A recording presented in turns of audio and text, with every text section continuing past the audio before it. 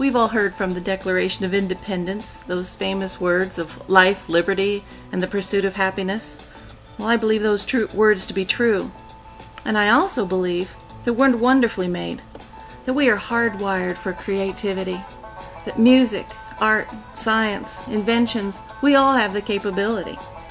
For we are out-of-the-box problem-solving people, that when not continually distracted by a host of interruptions that fill our many daily lives, that given the opportunity not to be consumed by the tasks, that we are extraordinary thinkers. It's our nature.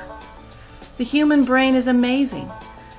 Many creative solutions have been done throughout history, but in all of this, the brain is a terrible task keeper. Why is it then that the brain reminds us of the milk we were supposed to buy after we leave the store? Studies show that the average person can hold about 7 things in their mind at any given time. So what happens when you have 7 things on your mind and someone asks you for something? Oh, there is the 8th thing. Suddenly something was very likely to be forgotten. To combat this, we end up rolling the tasks over and over and over in our mind, sometimes waking up at 3 in the morning. Did we finish that report? We go to dinner and find that our spouse is less than thrilled with this process, not really being in a conversation, continually rolling tasks in our mind. How is that life, liberty, or the pursuit of happiness? Everyone has to decide what to do with their tasks, but it's a game changer to decide what those actions are at the front end, when they first show up, rather than when everything blows up. So I invite you to join me to declare independence for our minds of the heavy burden in today's endless tasks. The mind is for making thoughts, not holding them. The how in all of this is first get it all off of your mind. Write it all down. Trust me, that's going to take a while. We all are carrying a lot more than we realize. Second, decide what each one of those things are. Is it something that needs action? Yes or no? For the non-action items, they're going to fall in 3 categories. Trash, possible action later, someday maybe, or reference material. Reference material is like the user manual for your iPad. No actions needed, but this needs to be saved. So next, how about the things that need action? You ask yourself, what is the next physical thing that you need to do to really move this project along? They're verbs, action words. Here's a list of next action words. These are just the common ones. You can choose ones that work for you and your job. So, as an example, let's say on the list is fix the backyard. What's the next physical thing that needs to be done?